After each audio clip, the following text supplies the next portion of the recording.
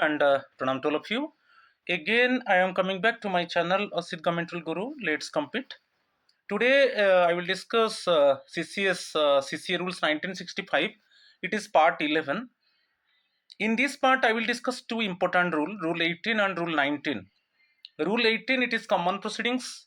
Rule 19, special procedure in certain cases. Definitely, the session would be interesting one. So, listen the video till the end. You can get complete information. There is no need to imitate any other rule book. Definitely, you can understand the concept and content, and also it would be useful for you for both MCQs and also for descriptive questions. So, my friends, please. You see my channel, Asid Government Rule Guru. Let's compete. Please subscribe my channel, like my channel, and share my channel. And also, you can share my channel to your friends so that they can also get benefit. And you can contact with me in my WhatsApp number also 8327782034. If any query is there, you can contact with me and clear your doubt. So now I am going to discuss CCA rules 1965. It is part 11. Rule 18 and 19. First one, you see rule 18, it is common proceedings. Rule position is very important one. So rule 18, common proceedings. So you see, first one, I want to discuss about the meaning of common proceedings. Meaning बहुत easy है क्योंकि suppose मैं एक example देता हूँ, आप clear हो जाओगे. सपोज कोई गवर्नमेंट ऑर्गेनाइजेशन और इंस्टीट्यूशन में सपोज फाइनेंशियल फ्रॉड होता है और इसमें more than one employee is involved. यदि एक से ज़्यादा एम्प्लॉय इन्वॉल्व है, कोई फाइनेंशियल फ्रॉड होता है, तो इस केस में कॉमन प्रोसीडिंग होता है. सेपरेट प्रोसीडिंग नहीं होगा, कॉमन प्रोसीडिंग होगा. तो सिमिलरली सपोज जो मिसकंडक्ट होगा उसमें उसी रिलेटेड मिसकंडक्ट में more than one employee involve है, तो उसी केस में कॉमन प्रोसीडिंग होता है. तो यू सी व्हेन टू और मोर गवर्नमेंट सर्वेंट्स, आप ले सकते हो more than one government servant are involve in the same misconduct और इंसिडेंट. मिसकंडक्ट सेम है, सेम मिसकंडक्ट सेम इंसिडेंट में more than one employee is involved. The government can conduct one joint disciplinary proceeding instead of separate proceeding. इसके लिए separate disciplinary proceeding नहीं होगा, एक joint disciplinary proceeding होगा जिसको हम कॉमन प्रोसीडिंग बोलते हैं. ठीक है, क्लियर. रूल 18 सबसेक्शन 1 ये बोल रहा है कि who can order common proceeding. यदि इस तरीका का कोई मिसकंडक्ट होता है कोई गवर्नमेंट ऑर्गेनाइजेशन में और उसमें more than one employee involve है सेम मिसकंडक्ट सेम इंसिडेंट में, तो एक जॉइंट डिसिप्लिनरी प्रोसीडिंग होता है और वहां पर सेपरेट प्रोसीडिंग्स नहीं होगा. तो ये जो जॉइंट डिसिप्लिनरी प्रोसीडिंग है, ये जो कॉमन प्रोसीडिंग का ऑर्डर कौन देगा, who will give the order related to the joint disciplinary proceeding और कॉमन प्रोसीडिंग, ये इंपॉर्टेंट है. फर्स्ट वन ऑनरेबल प्रेसिडेंट, ठीक है, और any authority competent to impose dismissal from service on all concerned employees. Second one बहुत important है, either or. देखिए, एक तो कॉमन प्रोसीडिंग का ऑर्डर ऑनरेबल प्रेसिडेंट देंगे, और क्या है, जो अथॉरिटी है, कॉम्पिटेंट अथॉरिटी है, जो जिसके पास पावर है, वो रिमूवल और डिसमिसल का ऑर्डर दे सकता है कि जो एम्प्लॉय एक्चुअली मिसकंडक्ट और इंसिडेंट में इन्वॉल्व है. क्लियर. तो जो भी employee, suppose more than employee involve है, तो जो कॉम्पिटेंट अथॉरिटी होगा उसके पास पावर है, who has power to give dismissal और removal type of measure penalty for all concerned employees who involve in the common misconduct और common incident. तो आइदर और इसके ऊपर क्वेश्चन आ सकता है, तो ये बहुत इंपॉर्टेंट है. Who can order common proceedings, rule position को आप याद रखिए. Rule 18 subsection 1. क्लियर. नेक्स्ट इस नोट में देख लीजिए, सपोज जो एम्प्लॉइज है उनका डिसिप्लिनरी अथॉरिटी अलग है, क्योंकि आप देखा होगा who is the disciplinary authority, who would be the disciplinary authority.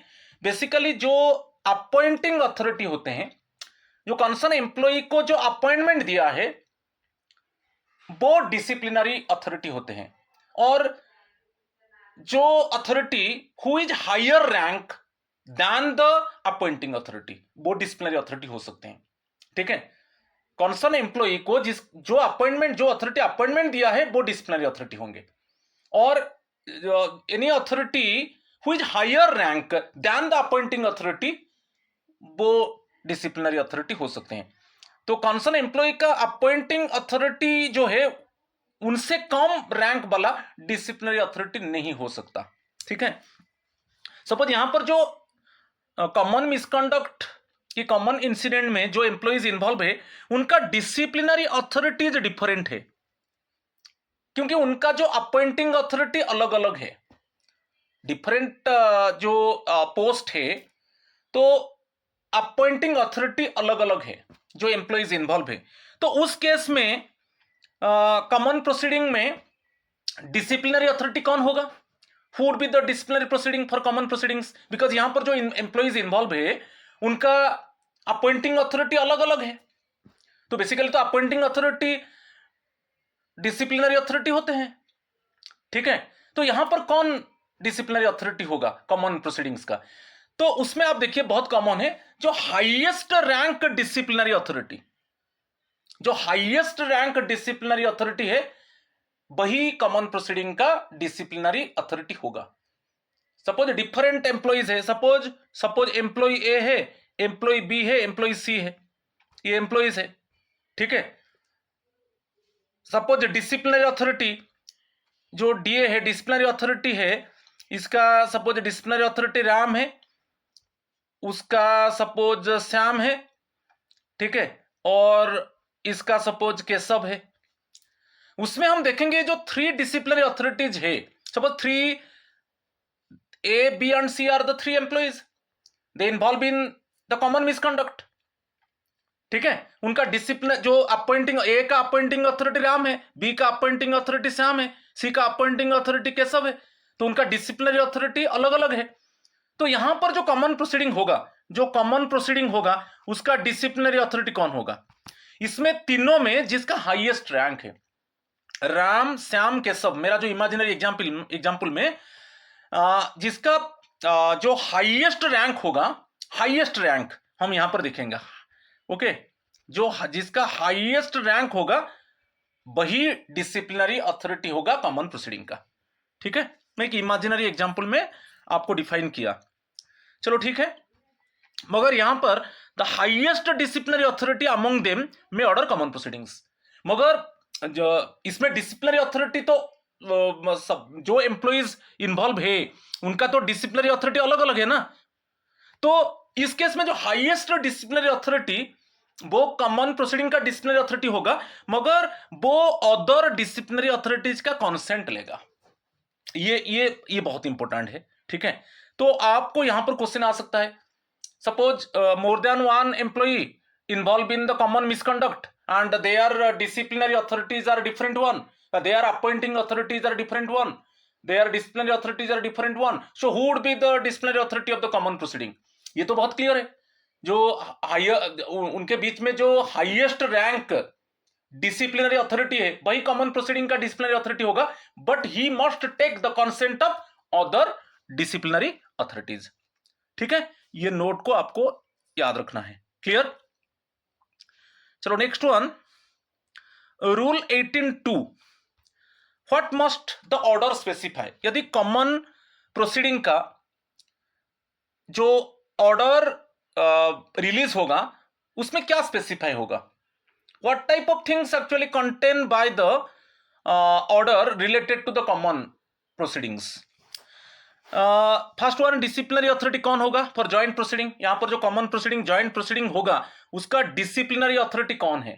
तो मैं बताया, यदि जो एम्प्लॉइज इन्वॉल्व है, उनका डिसिप्लिनरी अथॉरिटी अलग अलग है, उसमें जो हाईएस्ट रैंक डिसिप्लिनरी अथॉरिटी होगा वही कॉमन प्रोसीडिंग का डिसिप्लिनरी अथॉरिटी होगा, मगर बस ऑर्डर में मेंशन होगा, स्पेसिफाई होगा, और उसमें क्लियरली मेंशन होगा कि different employees having different disciplinary authorities, but this person is the highest rank disciplinary authority, so he would be the disciplinary authority for joint proceeding or common proceeding, but he must take the consent of other disciplinary authorities.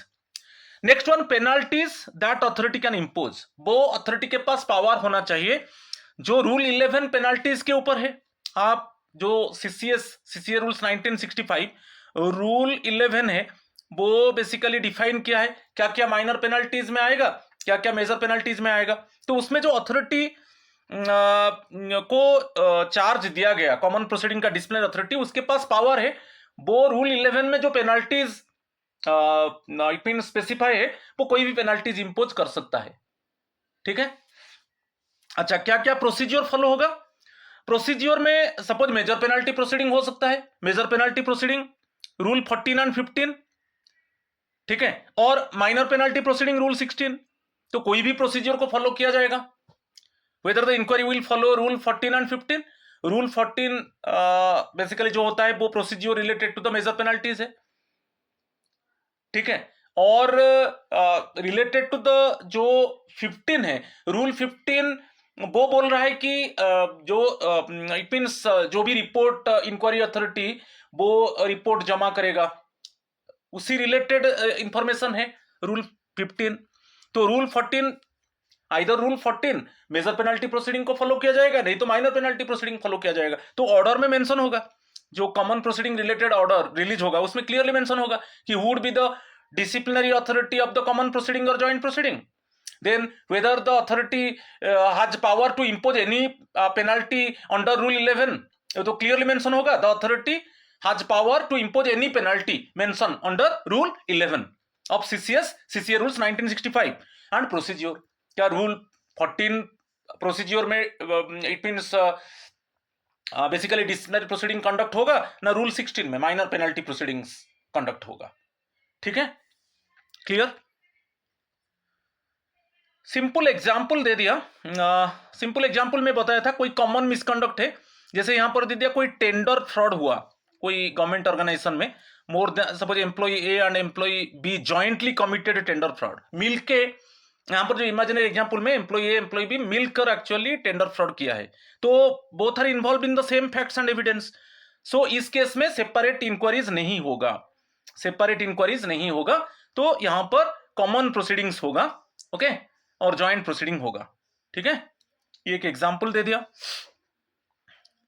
चलो next one, cross complaint होता है। Cross complaint क्या है, suppose organization में one employee complain against another, similarly another employee complain against the person, so it means क्या है ना, एक दूसरे के ऊपर एलिगेशन लगाया। Suppose employee A made allegation against employee B and employee B made allegation against employee A, तो cross हो गया, क्रॉस कंप्लेंट, क्योंकि यहां पर क्या है एक दूसरे के ऊपर वो एलिगेशन लगा रहे हैं। तो इस केस में कॉमन प्रोसीडिंग नहीं होगा, सेपरेट प्रोसीडिंग होगा, याद रखिए। If employee A accuses employee B and employee B also accuses employee A, it means both are making allegation against each other, तो रिगार्डिंग द सेम इंसिडेंट और transaction. Okay, कोई ऐसा incident और transaction है जहां पर एक दूसरे के ऊपर वो आरोप लगा रहे हैं, तो इस केस में करेक्ट प्रोसीजर क्या है ना, कॉमन प्रोसीडिंग नहीं होगा, जॉइंट और कॉमन इंक्वायरी नहीं होगा, यहां पर सेपरेट प्रोसीडिंग होगा जब क्रॉस कंप्लेंट होगा।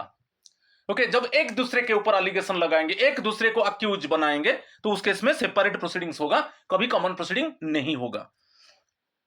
ठीक है, अच्छा यहां पर कैसे इंक्वायरी होगा ना, तो two inquiry should be held simultaneously, separate proceeding होगा मगर एक ही साथ होगा, सेपरेट प्रोसीडिंग होगा मगर एक साथ हो सकता है, और इन क्विक सक्सेशन।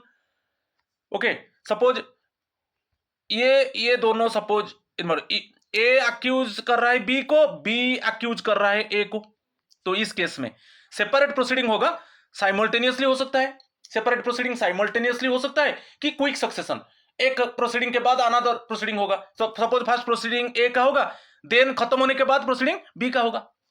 नहीं तो साइमल्टेनियसली दोनों का एक साथ प्रोसीडिंग चलेगा।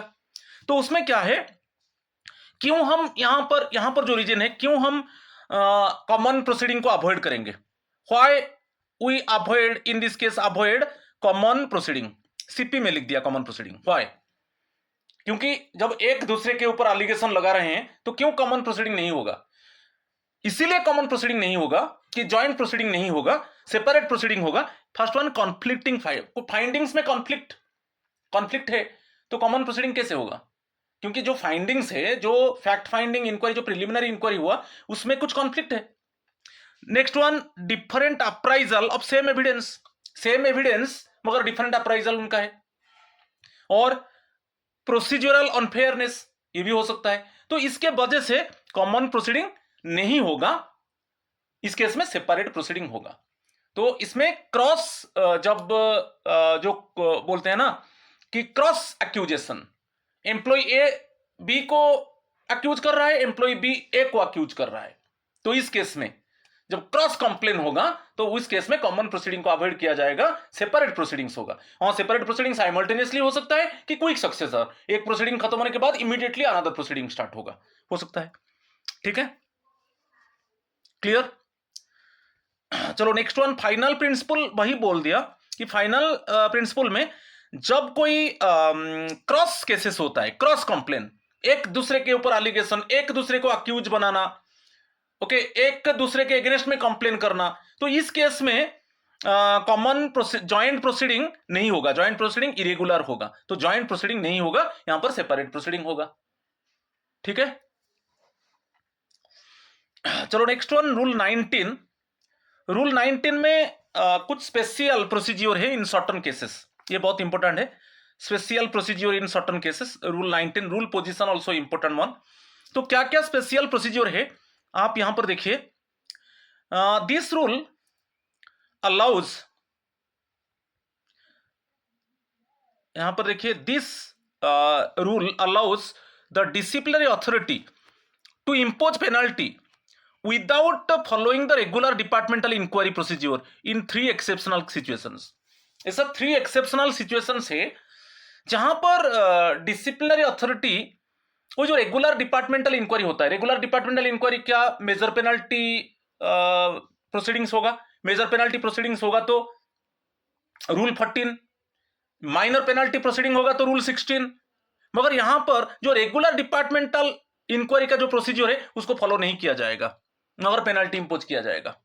3 एक्सेप्शनल केसेस, यहां पर 3 एक्सेप्शनल केसेस में फॉर्मल इंक्वायरी नहीं होगा। जो फॉर्मल इंक्वायरी होता है, जैसे रूल 14 में मेजर पेनल्टी प्रोसीडिंग है कि रूल 16 में माइनर पेनल्टी प्रोसीडिंग है, ओके, वो कॉमन जो डिपार्टमेंटल इंक्वायरी होता है वो नहीं होगा, पेनल्टी इंपोज होगा।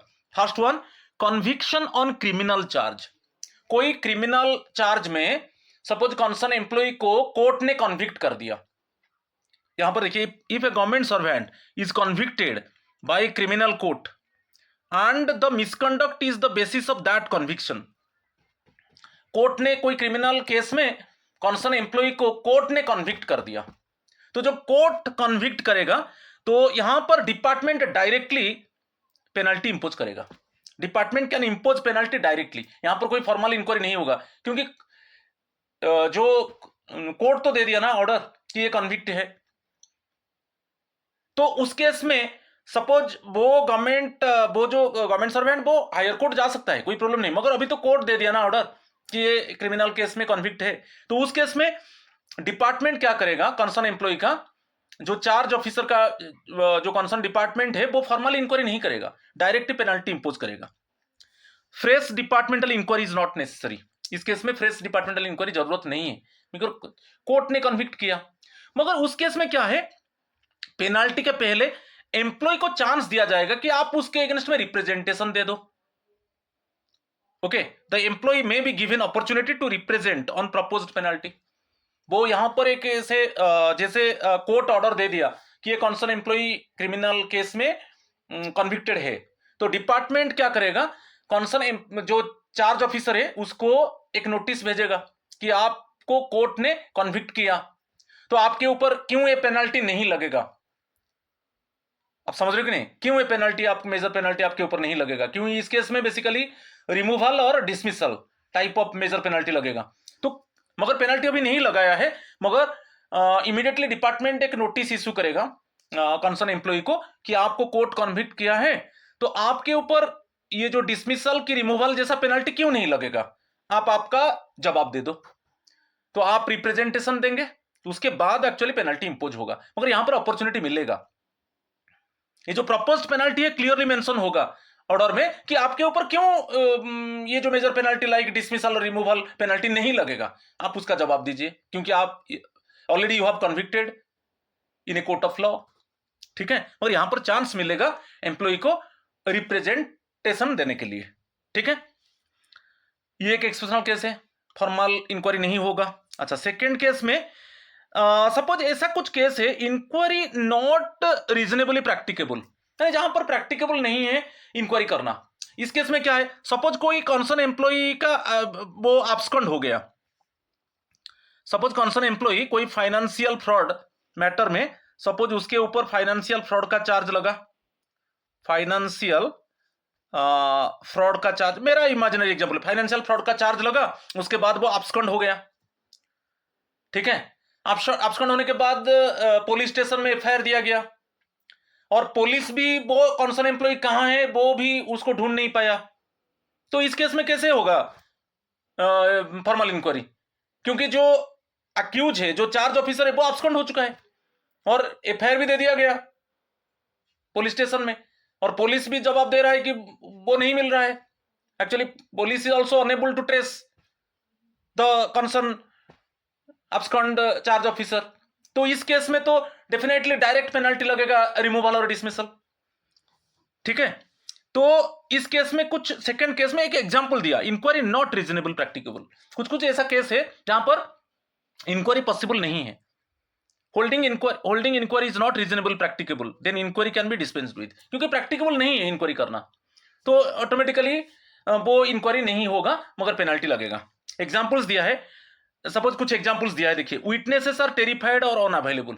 जो चार्ज ऑफिसर है वो विटनेस को धमका रहा है, he is threatening to the witnesses कि witnesses are not available. Witnesses ही नहीं है कि charge officer actually threatening, creating menacing situation for the witnesses, कि charge officer creates violent situation, जो चार्ज ऑफिसर है वो वायोलेंट है, वायोलेंट सिचुएशन क्रिएट कर रहा है।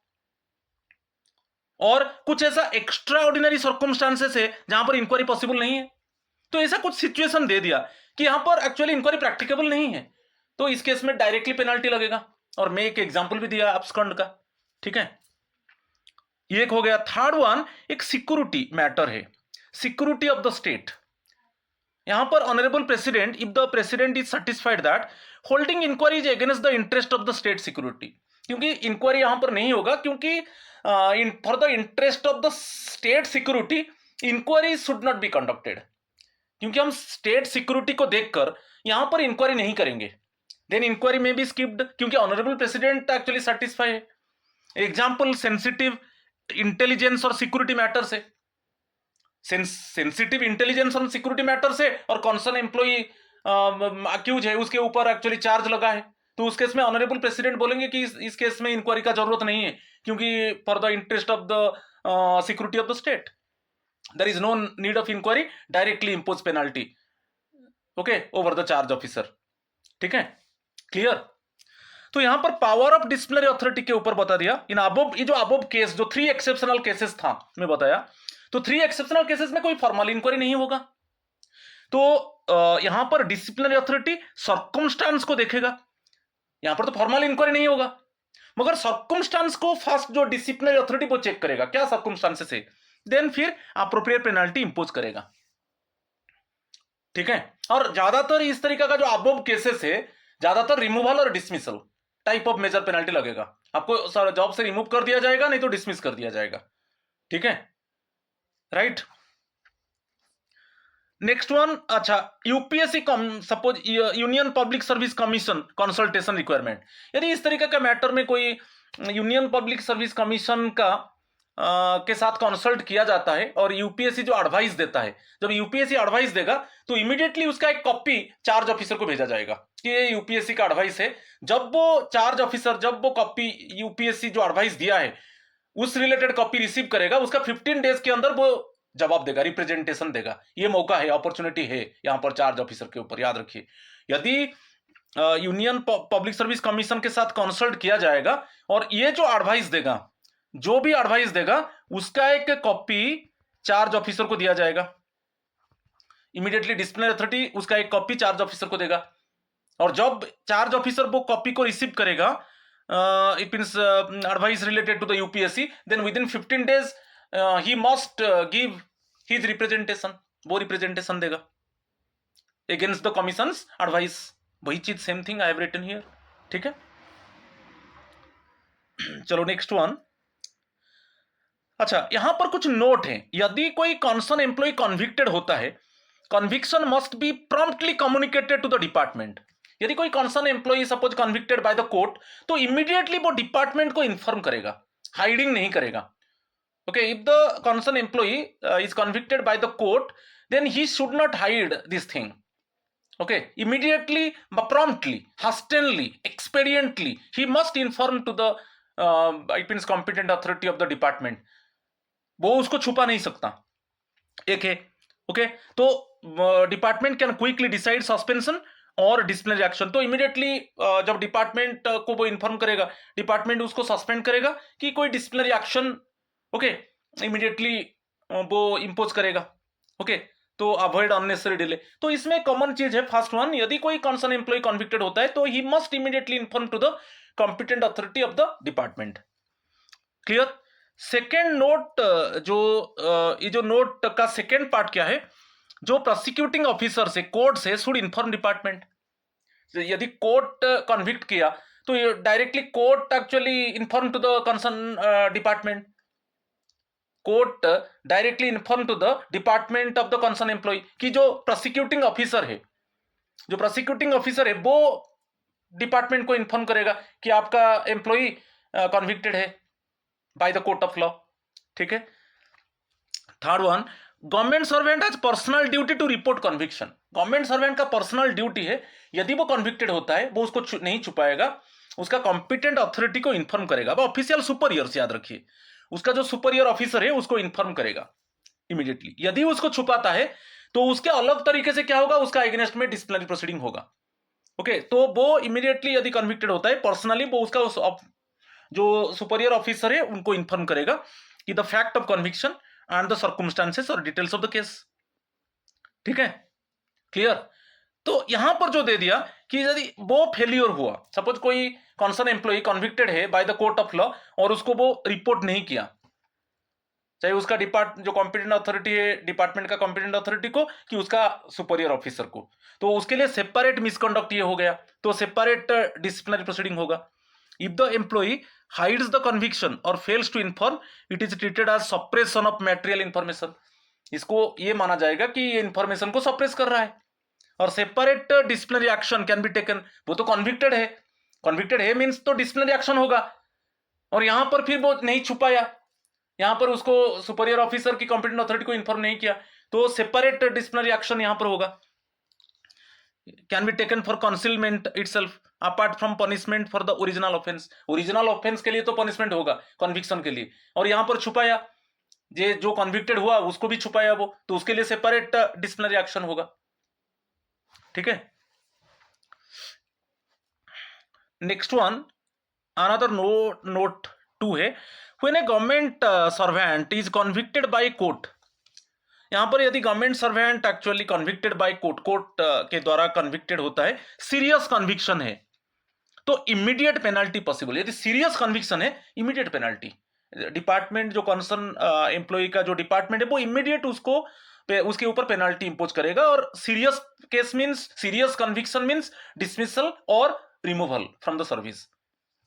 तो यहां पर देखिए, if the offence is so serious that keeping the employee in government service appears undesirable, क्योंकि जो केस में वो कन्विक्टेड है कोर्ट के द्वारा वो सीरियस है, तो उस केस में क्या होगा, एम्प्लॉय को गवर्नमेंट सर्विस में रखना डिजायरेबल नहीं है, अच्छा नहीं है। तो उसके लिए डिसिप्लिनरी अथॉरिटी में इंपोज पेनल्टी। क्या पेनल्टी होगा, मैं अभी बताया था, डिसमिसल और रिमूवल इमीडिएटली आफ्टर कन्विक्शन। तो यहां पर डिसिप्लिनरी अथॉरिटी कभी वेट नहीं करेगा, DA need not wait for expiry of appeal period. Appeal period होता है, क्योंकि अपील पीरियड क्या है, जब आपके ऊपर पेनल्टी इंपोज हुआ, आपको नोटिस मिला कि ये पेनल्टी इंपोज हुआ, उसका 45 डेज के अंदर आप अपील कर सकते हो, अपीलेट अथॉरिटी के पास जा सकते हो। मगर यहां पर डीए वेट नहीं करेगा, क्योंकि सीरियस कन्विक्शन है। जब उसको डीए को डिसिप्लिनरी अथॉरिटी को इंफॉर्मेशन मिलेगा तो इमीडिएटली वो पेनल्टी इंपोज करेगा। वो कभी नहीं सोचेगा कि पेनल्टी पीरियड जो अपील पीरियड 45 डेज में वेट करूंगा, okay, expiry of the appeal period, क्योंकि अपील पीरियड तो बेसिकली 45 डेज होता है। कभी कोई पेनल्टी ऑर्डर मिल गया चार्ज ऑफिसर को, वो उसका 45 डेज के अंदर अपील कर सकता है। तो DA need not wait for expiry of appeal period और decision of appellate court if appeal is filed. यदि वो फिर अपीलेट कोर्ट को, हायर कोर्ट को जाता है, ये trial court, suppose trial court judgment दिया कि कॉन्सर्न एम्प्लॉय कन्विक्टेड है और सीरियस कन्विक्शन है, तो उस केस में डिसिप्लिनरी अथॉरिटी का काम है वो इमीडिएटली पेनल्टी इंपोज करेगा, मेजर पेनल्टी लाइक रिमूवल और डिसमिसल। वो वेट नहीं करेगा कि अपील पीरियड खत्म हो जाए, कि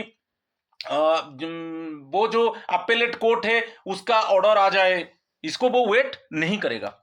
decision of appellate court if appeal is filed, यदि अपील फाइल करता है चार्ज ऑफिसर हायर कोर्ट में तो उसका जजमेंट आए, डिसिप्लिनरी अथॉरिटी इस तरीके इस केस में वेट नहीं करेगा, इमीडिएटली वो क्या करेगा, रिमूवल और dismissal type of penalty impose करेगा। वेट नहीं करेगा कि जो 45 डेज अपील पीरियड है वो एक्सपायरी हो जाए, कि यदि कंसर्न जो चार्ज ऑफिसर वो हायर कोर्ट को जाएगा, अपील करेगा हायर कोर्ट में और उसका जजमेंट आ जाए तब जाकर हम पेनल्टी इंपोज करेंगे, नो। और इस केस में क्या है, consultation with the union public service commission is required, it must be done before passing the order. कोई ऑर्डर पास करने से पहले यदि यूपीएससी के साथ कंसल्ट होना चाहिए तो कंसल्ट होगा before passing the final order, ठीक है। अच्छा, नेक्स्ट वन, इसमें क्या है, वेरी कॉमन थिंग है, suspension after conviction. Suppose convicted हो गए, इमीडिएटली आपको सस्पेंड कर दिया जाएगा। यहां पर once convicted the government servant may be placed under suspension immediately. यदि सस्पेंड नहीं हुआ है, यदि कन्विक्टेड हो गए, सस्पेंड हुआ है तो अलग बात है, मगर सपोज कोर्ट ने ऑर्डर दे दिया कन्विक्शन का और ये इंफॉर्मेशन मिल गया डिसिप्लिनरी अथॉरिटी को, तो इमीडिएटली वो क्या करेगा, फर्स्ट इमीडिएटली सस्पेंड कर देगा, फिर बाद में वो सर्कमस्टांस देखेगा क्या ये जो कन्विक्शन सीरियस है ना मॉडरेट है कि लो इंटेंसिटी रिलेटेड कन्विक्शन है, ठीक है। अच्छा, और एक है यदि लेस सीरियस कन्विक्शन, कन्विक्टेड है मगर वो लेस सीरियस है, क्योंकि वो डिसिप्लिनरी अथॉरिटी सर्कमस्टांस को एग्जामाइन करेगा कि ये जो जिस केस में कन्विक्टेड है, जिस मिसकंडक्ट के लिए कन्विक्टेड है, क्या वो मिसकंडक्ट सीरियस है ना वो लेस सीरियस है। यदि लेस सीरियस है तो if the conviction is not a very serious nature, DA should obtain and examine the court judgement. First DA वो कोर्ट जजमेंट को एग्जामाइन प्रॉपरली करेगा, then decide whether any departmental action is necessary. फिर check फिर वो decide करेगा क्या यहां पर डिसिप्लिनरी एक्शन नेसेसरी है। Penalty is not automatically, in such cases penalty automatically नहीं होगा। यदि लेस सीरियस है तो इमीडिएटली वो क्या करेगा, फर्स्ट कोर्ट जजमेंट को एग्जामाइन करेगा डिसिप्लिनरी अथॉरिटी, क्या वो जजमेंट करने के बाद वो डिसाइड करेगा क्या यहां पर डिसिप्लिनरी एक्शन नेसेसरी है। तो यहां पर इमीडिएट पेनल्टी इंपोज नहीं होगा लेस सीरियस कन्विक्शन में, ठीक है। नेक्स्ट नोट 3 है, इसमें अनदर कंडीशन है, when a government employee is convicted but later acquitted on appeal और रिवीजन। सपोज गवर्नमेंट एम्प्लॉय को कन्विक्ट कर दिया गया, बाद में वो हायर कोर्ट को गया और हायर कोर्ट में वो अपील किया, तो हायर कोर्ट ने उसको एक्विट कर दिया, जो भी आरोप लगा था उससे मुक्त कर दिया। ऐसा केस है, government servant actually suppose trial court में कन्विक्ट हो गया, वो अपील किया हायर कोर्ट में और हायर कोर्ट उसको एक्विट कर दिया वो केस में, ये कंडीशन है।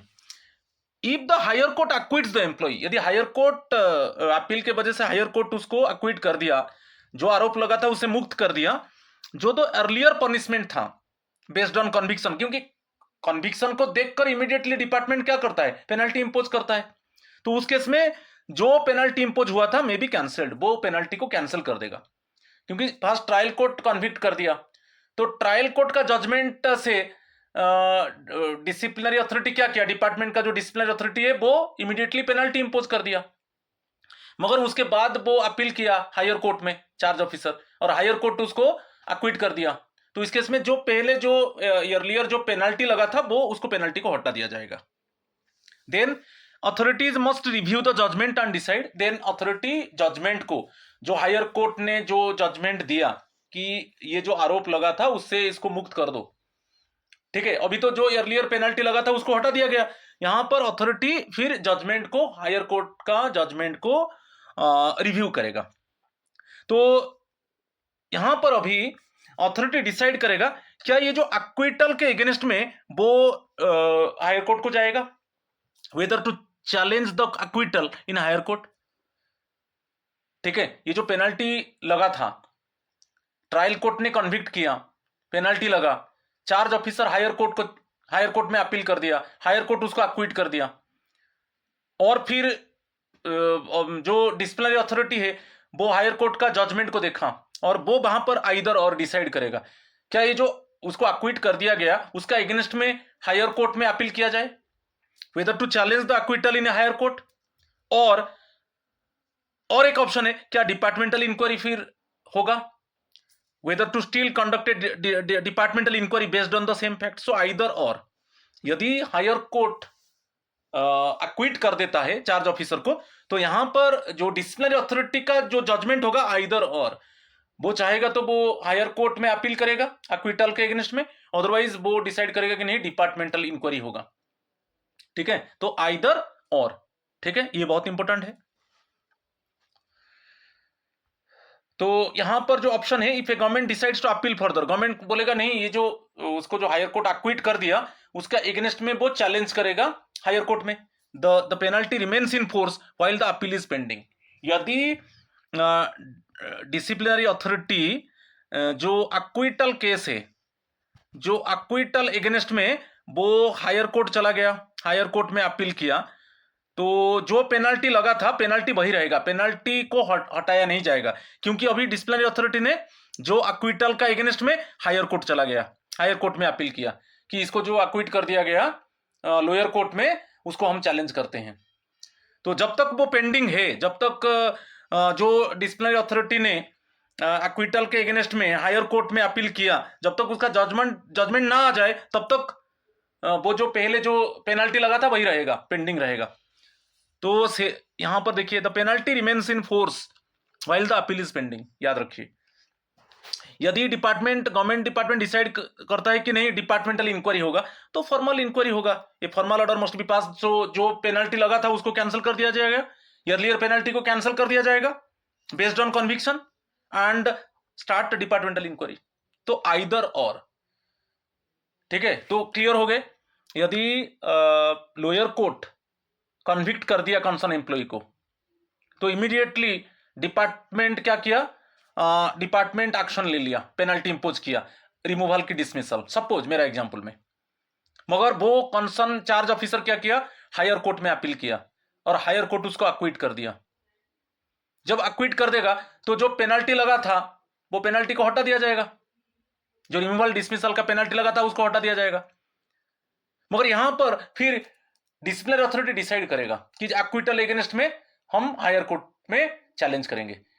यदि डिसिप्लिनरी अथॉरिटी हायर कोर्ट को चला गया, अक्विटल के अगेंस्ट में चैलेंज किया, तब जो रिमूवल डिसमिसल का जो पेनल्टी लगा था वो रहेगा पेंडिंग, क्योंकि अभी जो डिसिप्लिनरी अथॉरिटी ने चैलेंज किया है हायर कोर्ट में अभी तक उसका जजमेंट नहीं आया है, जब तक जजमेंट नहीं आएगा वो पेनल्टी रहेगा।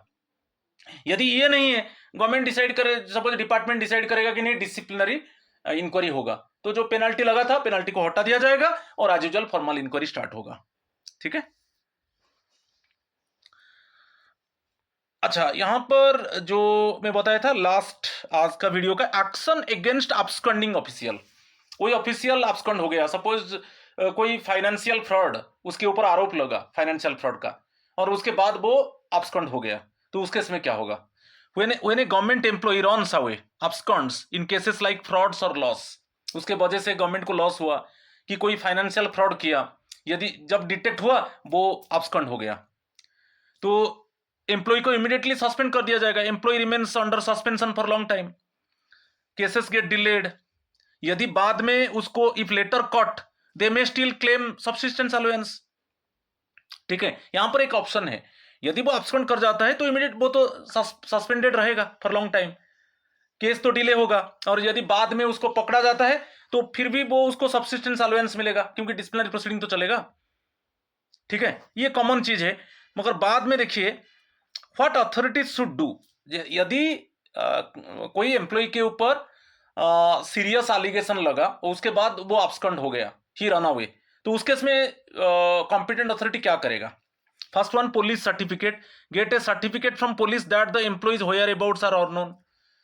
ये पुलिस से सर्टिफिकेट लेगा कि वो कहां पर है उसका अता पता नहीं है। तो first one authority, competent authority का सर्टिफिकेट लेगा पुलिस से, और वो सर्टिफिकेट में क्लियरली पुलिस मेंशन करेगा कि हम उसको सर्च किए, we have searched, we have freezed, but still now we could not trace his place, कि we could not actually trace the absconded official, हम ट्रेस उसको नहीं कर पा रहे हैं। तो ऐसा एक सर्टिफिकेट रिसीव करेगा पुलिस से। प्रिपेयर चार्जेस, चार्ज प्रिपेयर करेगा, और उसमें कोई फॉर्मल इंक्वायरी तो नहीं होगा। ब्रीफ स्टेटमेंट ऑफ एलिगेशन, जो स्टेटमेंट ऑफ एलिगेशन है, जो चार्जेस उसके ऊपर लगा है, एक ब्रीफ स्टेटमेंट बनाएगा और इंक्वायरी को स्किप करेगा और सीधा पेनल्टी इंपोज कर देगा। और यहां पर पेनल्टी जो होगा बेसिकली रिमूवल और डिसमिसल का पेनल्टी लगेगा। ठीक है नहीं? क्लियर आ गया व्हाट अथॉरिटी क्या करेगा?